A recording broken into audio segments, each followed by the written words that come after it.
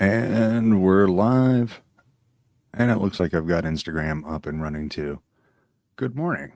This morning is chapter 17, the end of Harry Potter and the Sorcerer's Stone, or the Philosopher's Stone. The last chapter. I'll be honest with y'all. The last couple of lives have been super fun and I've had no nerves going into it at all, but I'm nervous about today's chapter. I feel deeply in my bones that I'm going to do this very badly. And I just want to let you guys know I'm a little nervous this morning, but that's okay. So, thanks for coming with me so far this long. Let's begin. The Man with Two Faces. It was Kroll. You? Gasped Harry. Kroll smiled. His face wasn't twitching at all. Me, he said calmly. I wondered whether I'd be meeting you here, Potter. But I thought Snape. Snape? Severus. Kroll laughed, and it wasn't his usual quivering treble either, but cold and sharp. Yes, Severus does seem the type, doesn't he? So useful to have him swooping around like an overgrown bat. Next to him, who would suspect poor stuttering Professor Quirrell? Harry couldn't take it in. This couldn't be true. It couldn't. But Snape tried to kill me. No. I tried to kill you. Your friend, Miss Granger, accidentally knocked me over as she rushed to set fire to Snape at that Quidditch match. She broke my eye contact with you. Another few seconds and I'd have got you off that broom. I'd have managed it before then if Snape hadn't been muttering a counter curse, trying to save you. So, this whole book, and granted, keep in mind when this was published, nobody knew. This was a big turn. This was a spoiler. At this point in our culture, we all knew this, or at least everybody that's listening to this, because you already know the story, you know this. But imagine reading this for the first time or being exposed to the story for the first time, and you had let yourself be led, not by the facts, because we're not given the facts, but led by Harry's perception. His projection moved him undeniably towards a conclusion that Snape was trying to kill him. And that was only based on projection, and we all followed along with him, even though he was wrong.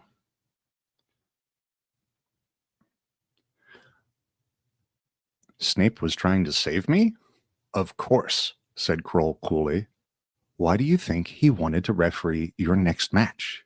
He was trying to make sure I didn't do it again. Funny, really. He needn't have bothered.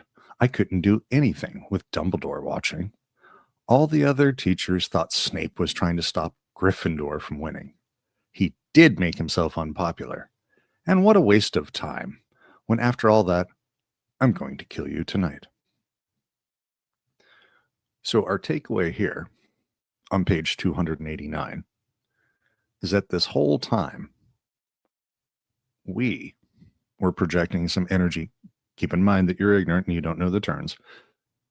First time encountering the story. We have been led to projecting all our energy onto Snape. And that made us invisible to the real bad guy.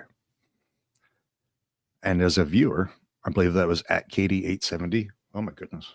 I don't know what that was about.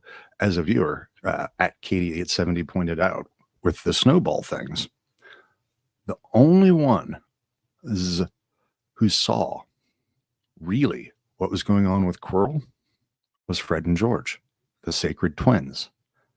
They actually spotted the wound. They threw snowballs at it, but they didn't engage with it, and they didn't tell anybody anything useful. So, and the moral that we could draw from this part is when you project your fear on somebody else, you are blind to your actual enemy. There we go. Quirrell snapped his fingers. Ropes sprang out of thin air, and wrapped themselves tightly around Harry. You're too noisy to live, Potter, scurrying around the school on Halloween like that. For all I knew, you'd seen me coming to look at what was guarding the stone. You let the troll in? Certainly. I have a special gift with trolls. You must have seen what I did to the one in the chamber back there. Unfortunately, while everyone else was running around looking for it, Snape, who already suspected me, went straight to the third floor to head me off. And not only did my troll fail to beat you to death,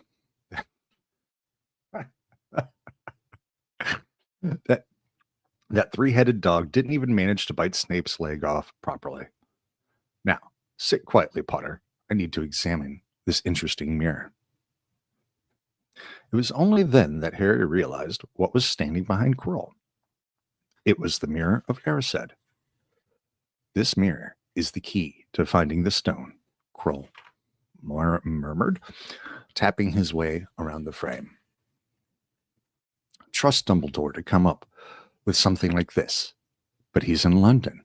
I'll be far away by the time he gets back. All Harry could think of doing was to keep Quirrell talking and stop him from concentrating on the mirror. I saw you and Snape in the forest, he blurted out. Yes, said Quirrell idly, walking around the mirror to look at the back. He was on to me by that time, trying to find out how far I'd got. He'd suspected me all along, tried to frighten me, as though he could when I had Lord Voldemort on my side. Quirrell came back out from behind the mirror and stared hungrily into it. I see the stone. I'm presenting it to my master. But where is it? Coffee break.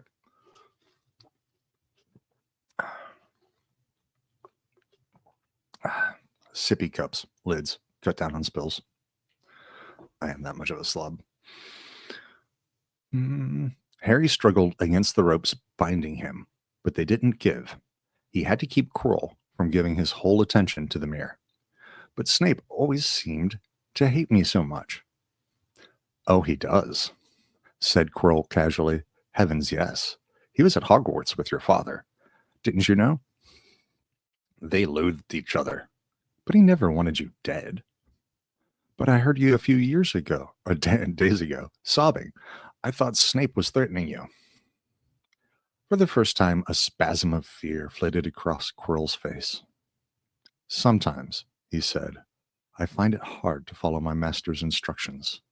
He is a great wizard, and I am weak. You mean he was there in the classroom with you? Harry gasped. He is with me wherever I go, said Quirrell quietly. I met him when I traveled around the world. A foolish young man I was then, full of ridiculous ideas about good and evil. Lord Voldemort showed me how wrong I was. There is no good or evil. There is only power, and those too weak to seek it. Since then, I have served him faithfully, although I have let him down many times. He has had to be very hard on me. Quirrell shivered suddenly. He does not forgive mistakes easily. When I failed to steal the stone from Gringotts, he was most displeased. He punished me, decided he would have to keep a closer watch on me. Pause.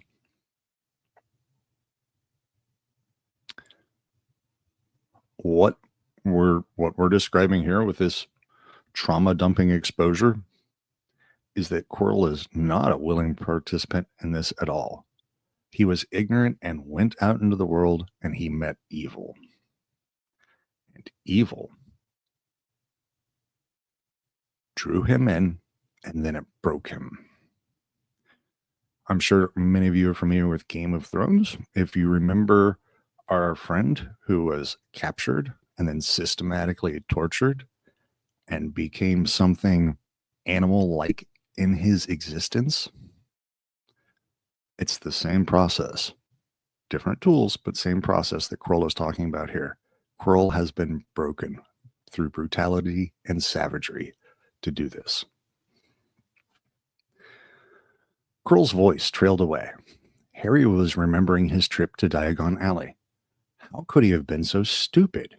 He'd seen Quirrell there that very day, shaken hands with him in the leaky cauldron. Quirrell cursed under his breath. I don't understand. Is the stone inside the mirror? Should I break it? Harry's mind was racing. What I want more than anything else in the world at the moment, he thought, is to find the stone before Quirrell does. So if I look in the mirror, I should see myself finding it, which means I'll see it where it's hidden. But how can I look without Quirrell realizing what I'm up to? He tried to edge to the left, to get in front of the glass without Quirrell noticing, but the ropes around his ankles were too tight. He tripped and fell over. Quirrell ignored him. He was still talking to himself.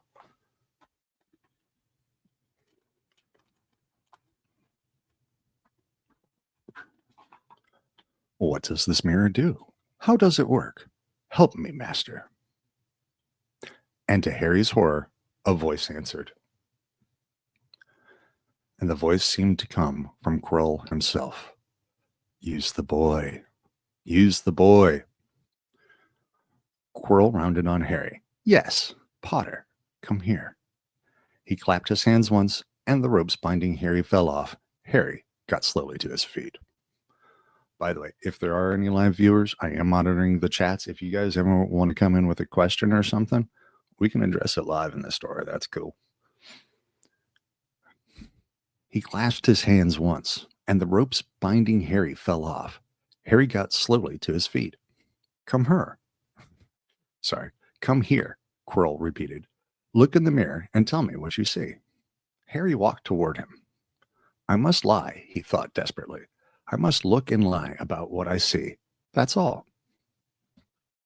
Quirrell moved close behind him. Harry breathed in the funny smell that seemed to come from Quirrell's turban. He closed his eyes, stepped in front of the mirror, and opened them again. He saw his reflection, pale and scared looking at first, but a moment later the reflection smiled at him. It put its hand into its pocket and pulled out a blood-red stone. It winked and put the stone back in its pocket. And as it did so, Harry felt something heavy drop into his real pocket. Somehow, incredibly, he'd gotten the stone. Well, said Quirrell impatiently, what do you see? Harry screwed up his courage. I see myself shaking hands with Dumbledore, he invented. I've won the cup for Gryffindor. Quirrell cursed again. Get out of the way, he said. As Harry moved aside, he felt the Sorcerer's stone against his leg. Dare he make a break for it? But he hadn't walked 5 paces.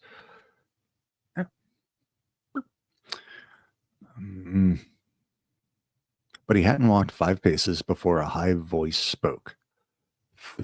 Though Quirrell wasn't moving his lips. He lies. He lies. Potter, come back here, Quirrell shouted. Tell me the truth. What did you just see? The high voice spoke again.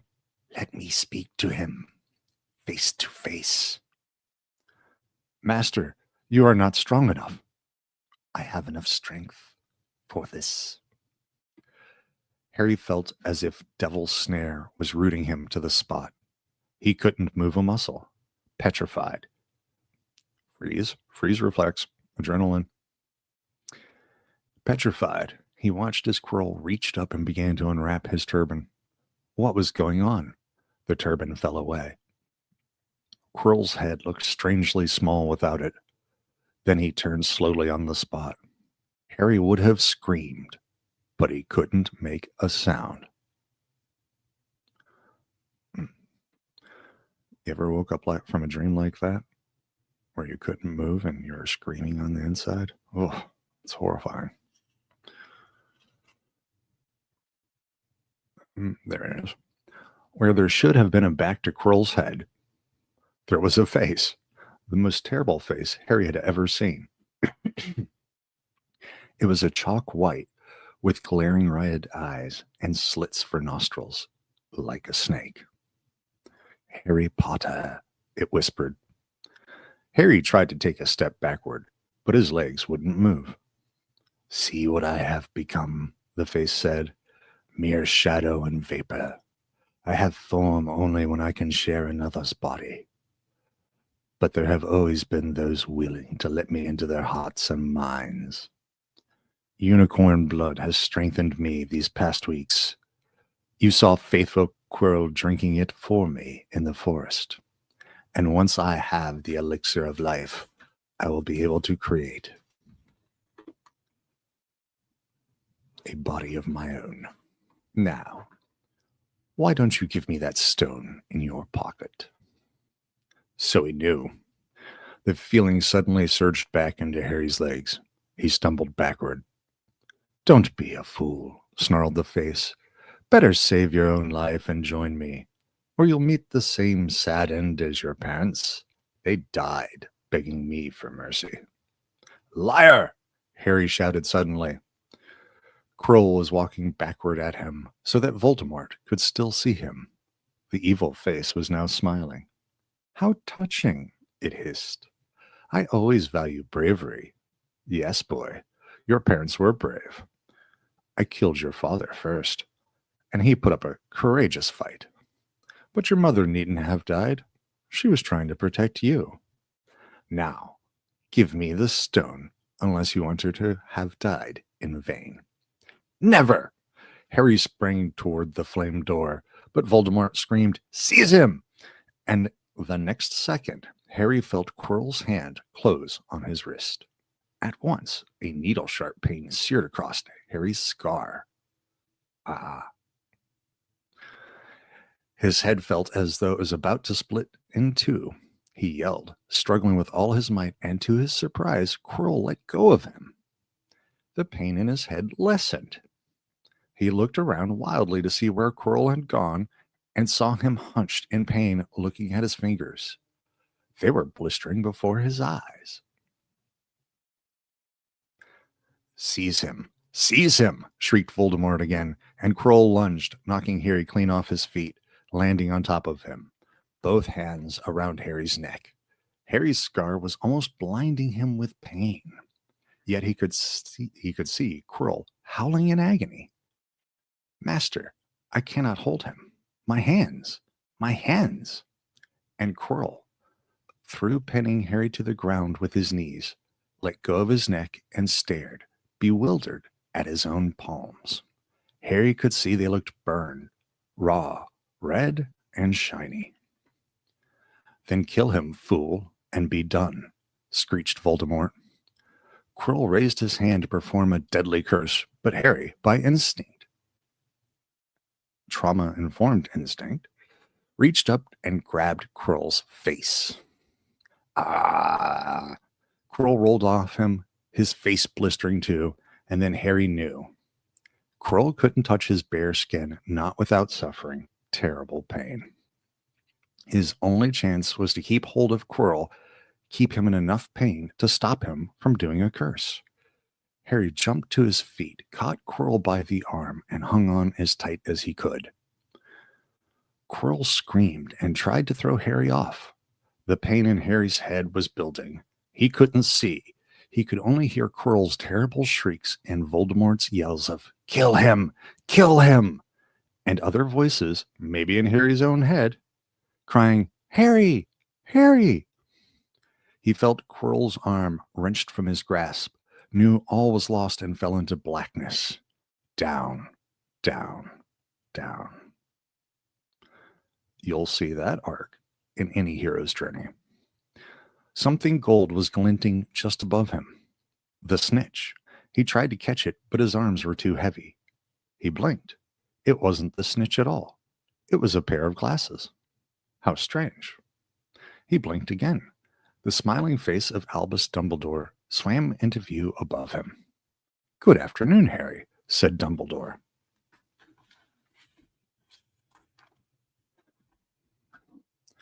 Harry stared at him. Then he remembered. Sir, the stone.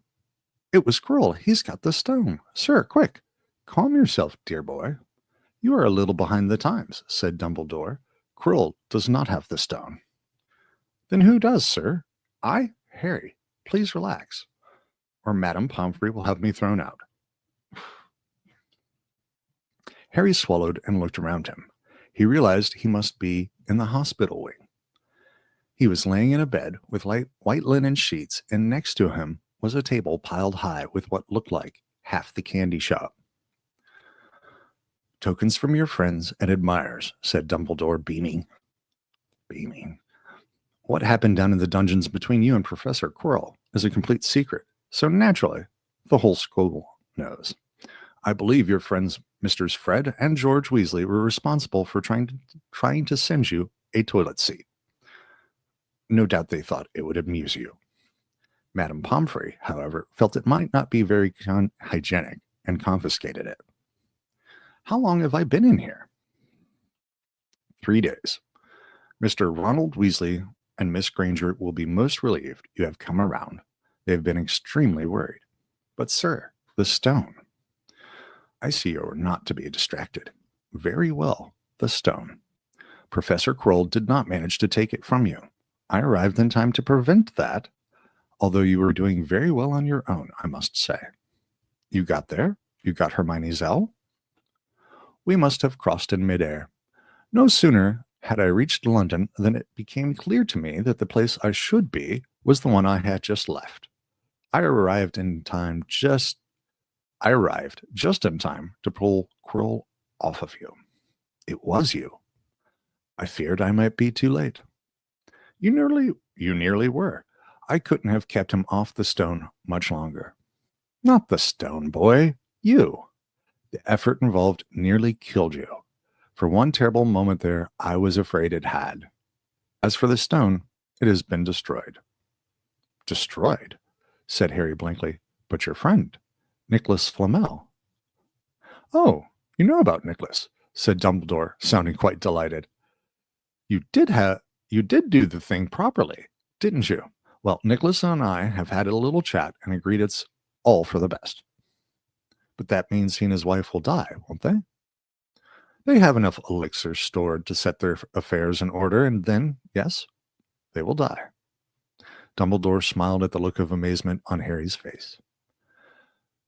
"To one as young as you, I'm sure it seems incredible, but to Nicholas and Perenelle, it really is like going to bed after a very, very long day. After all, to the well-organized mind, death is but the next great adventure. You know, the stone was really not such a wonderful thing. As much money and life as you could want. The two things human beings would choose above all. The trouble is, humans do have a knack of choosing precisely those things that are worst for them."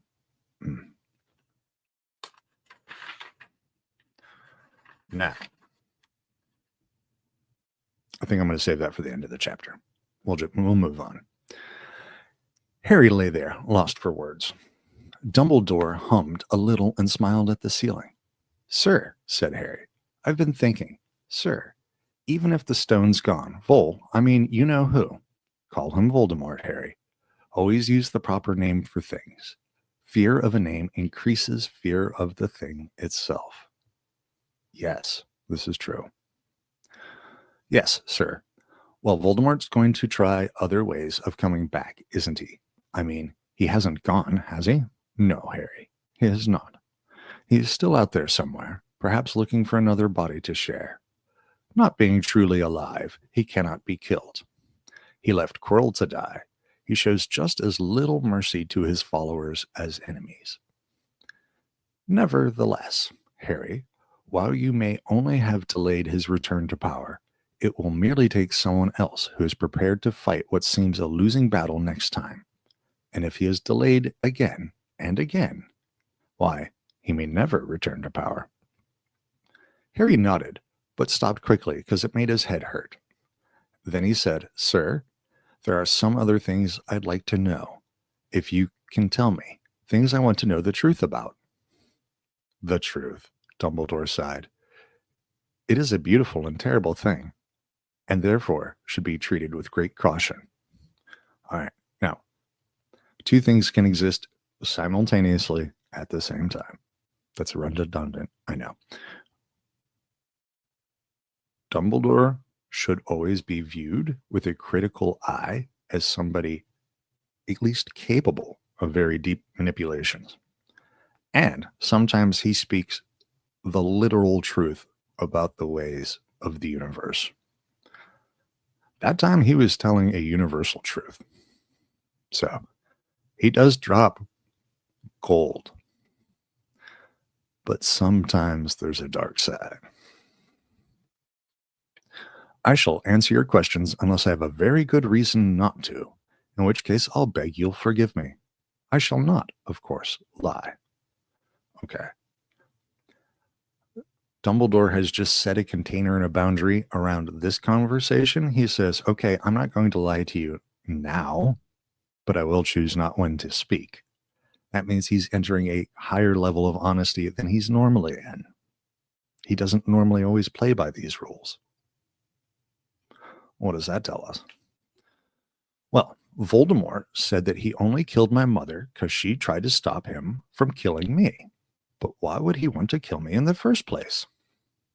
Dumbledore sighed very deeply this time. Alas, the first thing you ask me, I cannot tell you. Not today. Not now. You will know one day. Put it from your mind for now, Harry. When you are older, I know you hate to hear this. When you are ready, you will know. And Harry knew it would be no good to argue. But why couldn't Quirrell touch me? Your mother died to save you. If there is one thing Voldemort cannot understand, it is love. He didn't realize that love, as powerful as your mother's for you, leaves its own mark. Not a scar, not a visible sign. To have been loved so deeply, even though the person who loved us is gone, will give us some protection forever. It is in your very skin. Excuse me. Quirrell, full of hatred, greed, and ambition, sharing his soul with Voldemort, could not touch you for this reason. It was agony to touch a person marked by something so good. Dumbledore now became very interested in a bird out on the windowsill, which gave Harry time to dry his eyes on this sheet.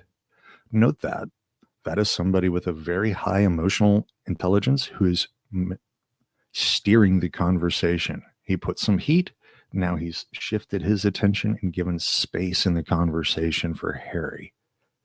So Harry can process that for a second and then re-engage.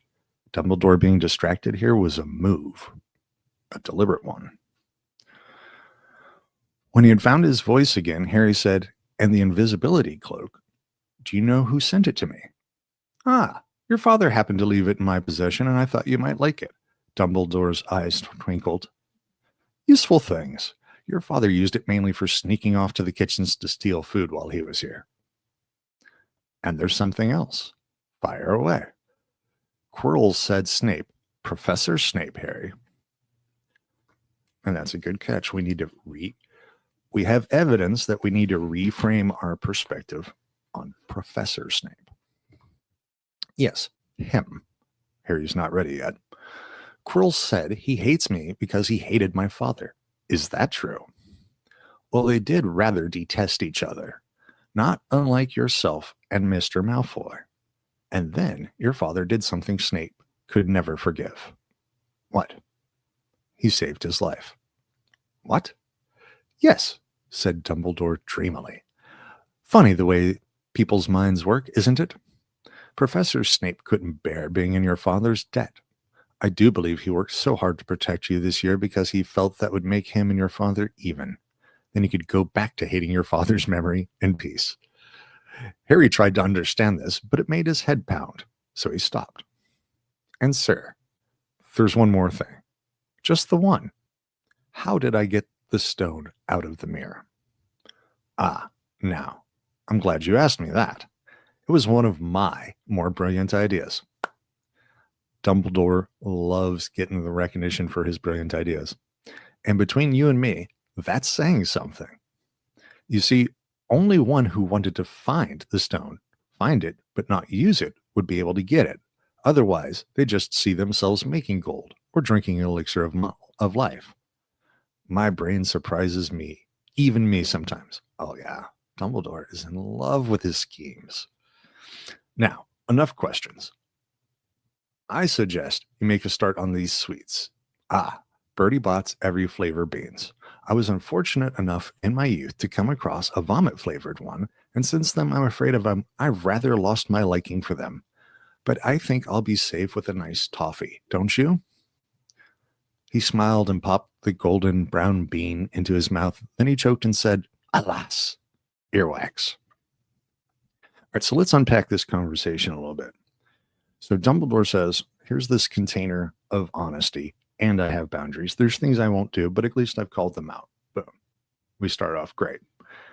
He drops an emotional bomb on Harry and then gives it time to space. That's cool. But he steers Harry into asking questions about what happened. If this was more of an actual dialogue and it was a little less steered, wouldn't you ask, why did you send me the cloak? Why did you send me the cloak now? So by appearing open and honest, but shaping the flow of the questions, he can steer it away from things that he doesn't want Harry to know, and he steers Harry towards things he does want to know. And then, when it's just enough, I'm an absent-minded, kindly uncle figure. And we've changed the tone, and Dumbledore answered questions without ever actually having to answer questions. And he ended it when he was done. Madame Pomfrey, the nurse, was a very nice woman, but very strict. Just 5 minutes, Harry pleaded.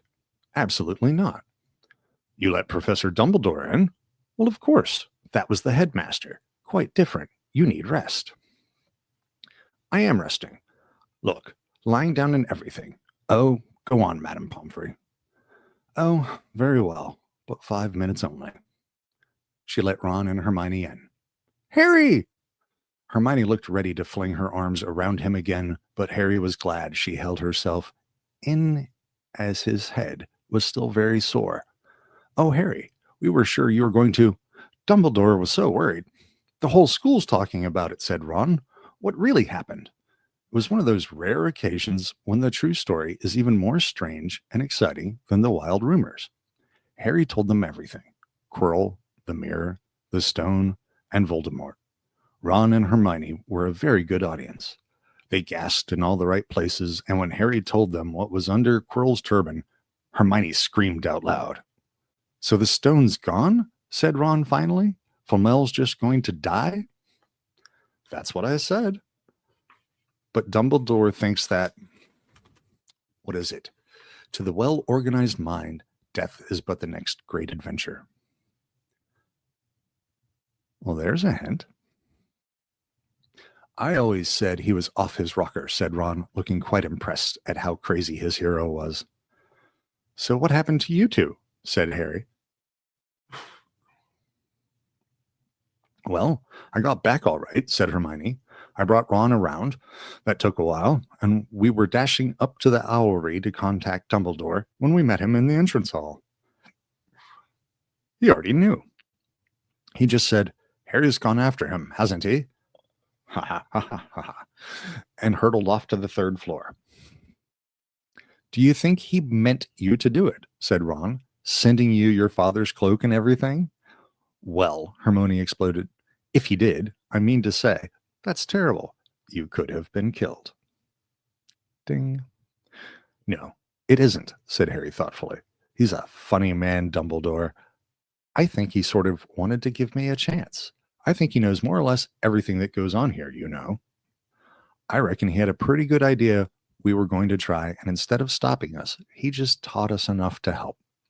I don't think it was an accident he let me find out how the mirror worked. It's almost like he thought I had the right to face Voldemort if I could. Yeah, Dumbledore's off his rocker, all right, said Ron proudly. Listen, you've got to be up for the end of the year feast tomorrow. The points are all in, and Slytherin won, of course. You missed the last Quidditch match, and we were steamrollered by Ravenclaw without you. But the food will be good. At that moment, Madame Pomfrey bustled over. You've had nearly 15 minutes. Now out, she said firmly. After a good night's sleep, Harry felt nearly back to normal. I want to go back to the feast, he told Madame Pomfrey as she straightened his many candy boxes. I can, can't I? Professor Dumbledore says you're allowed to go, she said sniffily, as though in her opinion Professor Dumbledore didn't realize how risky feasts could be. And you have another visitor. Oh, good, said Harry. Who is it? Hagrid sidled through the door as he spoke. As usual, when he was indoors, Hagrid looked too big to be allowed. He sat down next to Harry, took one look at him, and burst into tears. It's all my ruddy fault, he sobbed, his face in his hands. I told the evil git how to get past Fluffy. I told him. It was the only thing he didn't know. And I told him, you could have died. All for a dragon egg. I'll never drink again. I should be chucked out on and made to live as a muggle. Okay. Well, that's huge to him. So he was really, really feeling very bad. Hagrid, said Harry, shocking to see Hagrid shaking with grief and remorse, great tears leaking down into his beard.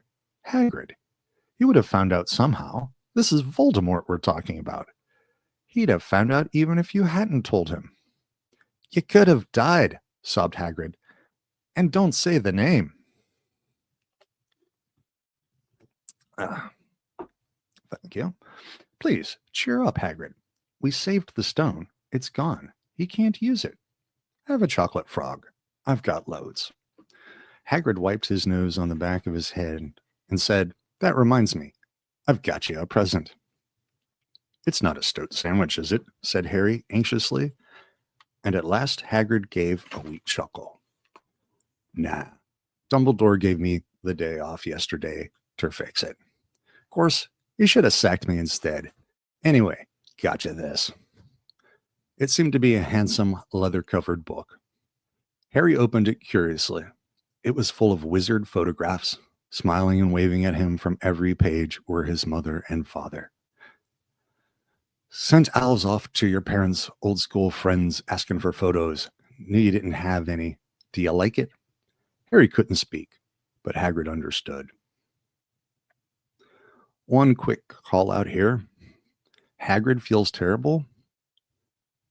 Dumbledore could reassure him.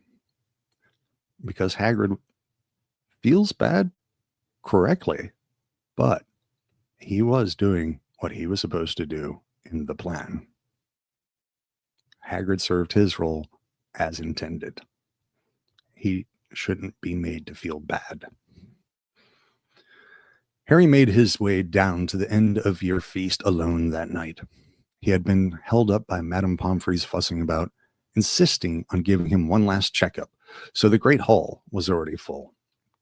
It was decked out in the Slytherin colors of green and silver to celebrate Slytherin's winning the House Cup for the 7th year in a row. A huge banner showing the Slytherin serpent covered the wall behind the high table. When Harry walked in, there was a sudden hush, and then everybody started talking loudly at once. He slipped into a seat between Ron and Hermione at the Gryffindor table and tried to ignore the fact that people were standing up to look at him. Eventually, Dumbledore arrived moments later. The babble died away. Another year gone, Dumbledore said cheerfully, and I must trouble you with an old man's wheezing waffle before we sink our teeth into our delicious feast. What a year it has been. Hopefully your heads are all a little fuller than they were. You have this whole summer ahead of you to get them nice and empty before next year starts. Now, as I understand it, the House Cup here needs awarding, and the points stand thus. In 4th place, Gryffindor with 312 points. In 3rd, Hufflepuff with 352. Ravenclaw, and it makes sense that Ravenclaw comes in 2nd, has 426, and Slytherin 472. A storm of cheering and stamping broke out from the Slytherin table. Harry could see Draco Malfoy banging his goblet on the table. It was a sickening sight. Yes, yes. Well done, Slytherin, said Dumbledore. However, recent events must be taken into account. The room went very still. Where'd we go? Yes. Said Dumbledore. I have a few last-minute points to dish out. Let me see. Yes. First, to Mr. Ronald Weasley. Ron went purple in the face. He looked like a radish. He looked like a radish with a bad sunburn. The best played game of chess Hogwarts has seen in many years. I award Gryffindor House 50 points. Gryffindor cheers nearly raised the bewitched ceiling. The stars overhead seemed to quiver. Percy could be heard telling the other prefects, "My brother, you know, my youngest brother, got past McGonagall's giant chess set." At last, there was silence again. Second, to Miss Hermione Granger, for the use of cool logic in the face of fire. I award Gryffindor House 50 points. Hermione buried her face in her arms. Harry strongly suspected she had burst into tears. Gryffindor, up and down the table, were beside themselves. They were 100 points up. Third, to Mr. Harry Potter, said Dumbledore. The room went deadly quiet. For pure nerve and outstanding courage, I award Gryffindor House 60 points. The din was deafening. Those who could add up while yelling themselves hoarse knew that Gryffindor now had 472 points, exactly the same as Slytherin. They had tied for the House Cup. If only Dumbledore had given Harry just one more point. This almost brings me to tears. This is perfect. Dumbledore raised his hand. The room gradually fell silent. There are all kinds of courage, said Dumbledore, smiling. It takes a great deal of bravery to stand up to our enemies, but just as much to stand up to our friends. I therefore award 10 points to Mr. Neville Longbottom.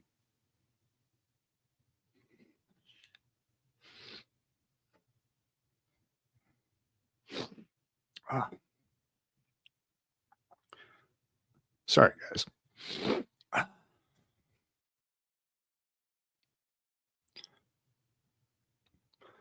Someone standing outside the Great Hall might have thought some sort of explosion had taken place.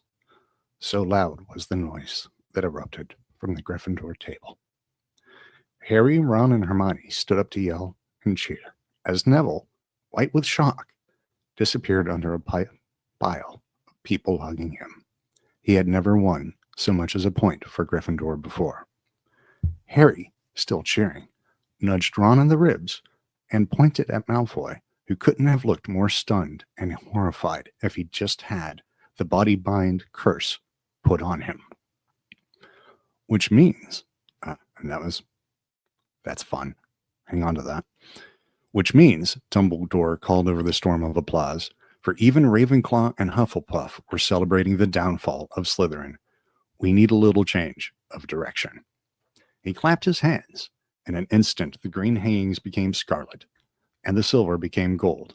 The huge Slytherin serpent vanished, and a towering Gryffindor lion took its place. Snape was shaking Professor McGonagall's hand with a horrible, forced smile.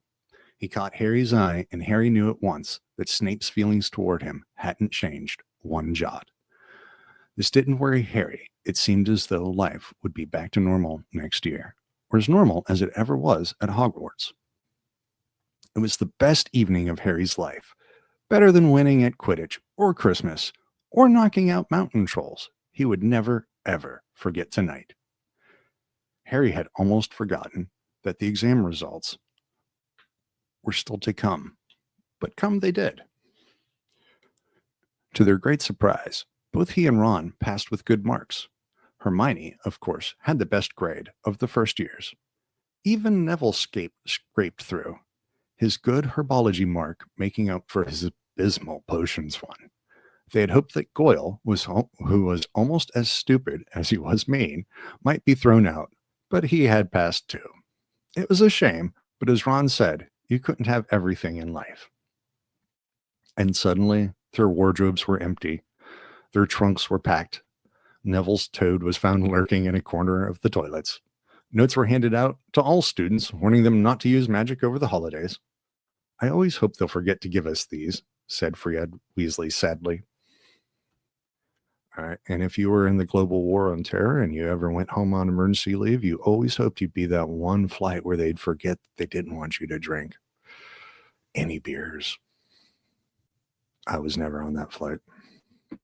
Hagrid was there to take them down to the fleet of boats that sailed across the lake. They were boarding the Hogwarts Express, talking and laughing as the countryside became greener and tidier, eating Bertie Bott's every flavor beans as they sped past Muggle towns, pulling off their wizard robes and putting on jackets and coats, pulling into platform 9 3/4 at King's Cross Station. It took quite a while for them all to get off the platform. A wizened old guard was up by the ticket barrier, letting them go through the gate in 2s and 3s, so they didn't attract attention by all bursting out of a solid wall at once and alarming the Muggles. You must come and stay this summer, said Ron. Both of you. I'll send you an owl. Thanks, said Harry. I'll need something to look forward to. People jostled them as they moved forward toward the gateway back to the Muggle world. Some of them called. Bye, Harry. See you, Potter. Still famous, said Ron, grinning at him. Not where I'm going, I promise you, said Harry. He, Ron, and Hermione passed through the gateway together. There he is, Mom. There he is. Look. It was Jenny Weasley. Hi, Jenny. Ron's younger sister, but she wasn't pointing at Ron. Harry Potter, she squealed. Look, Mom, I can see. Right there. Bam, right there. Be quiet, Jenny, and it's rude to point. Mrs. Weasley smiled down at them. Busy year, she said. Yes, said Harry. Thanks for the fudge and the sweater, Miss Weasley. Oh, it was nothing, dear. Ready, are you? It was Uncle Vernon, still purple-faced, still mustached, still looking furious, at the nerve of Harry carrying an owl in a cage with a station full of ordinary people. Behind him stood Aunt Petunia and Dudley, looking terrified at the very sight of Harry. They're bad people, and they're anxious to receive him. They're already in their anxiety. You must be Harry's family, said Mrs. Weasley. In a manner of speaking, said Uncle Vernon. Hurry up, boy. We haven't got all day. He walked away. Harry hung back for a last word with Ron and Hermione. See you over the summer, then. Hope you have a good holiday, said Hermione, looking uncertainly after Uncle Vernon, shocked that anyone could be so unpleasant. Oh, I will, said Harry, and they were surprised at the grin that was spreading over his face. They don't know we're not allowed to use magic at home. I'm going to have a lot of fun with Dudley this summer. Ooh, bit of the shadow side there. And let me make sure. And that brings us to the end of book 1. All right. So if you're wondering what happens next, I've got about 5 minutes to wrap this up, and then I have another phone call, and there's 2 key points I want to hit. But for the timing, I plan on showing up tomorrow and beginning on book 2. So I'll be here tomorrow to move on to the next chapter. I hope you join me. Let's rewind to the battle in front of the mirror scene. We were given an explanation as to why Quirrell was disintegrating. I have an alternate one. If part of Voldemort's soul is in Harry, in the scar, and part of it is with Quirrell, when they come into contact, they will want to fuse. 2 things coming together. The body of Quirrell is the bridge. Quirrell is too weak a vessel to hold the connection without melting. So every time those 2 soul fragments touch physically, that point of contact burns Quirrell. He cannot handle it. Harry has been holding this his entire life. Harry can hold the pain. Quirrell is not strong enough and he melts. He cannot be the bridge between those two souls. Second point. If we look at this myth across other myths, this is no different than when Frodo and the companions first leave the Shire, have their first real brush with danger. Frodo, in a situation where he is alone without his friends because he has the ring on, gets stabbed with evil, and it will trouble him almost throughout the entire thing. He almost dies, and he wakes in Rivendell. Frodo doesn't really do anything in that moment, but he does almost die alone in danger. In this moment, Harry doesn't really do anything. It's the connection that kills Quirrell. He almost dies alone in danger. He wakes up surrounded by friends. It's the same archetype in different stories. All right, I've got to go. I hope everybody had a lovely day. If anybody really wants to dig into the whole me crying thing, we can talk about it some other time. See you tomorrow. Book 2. Have a great day.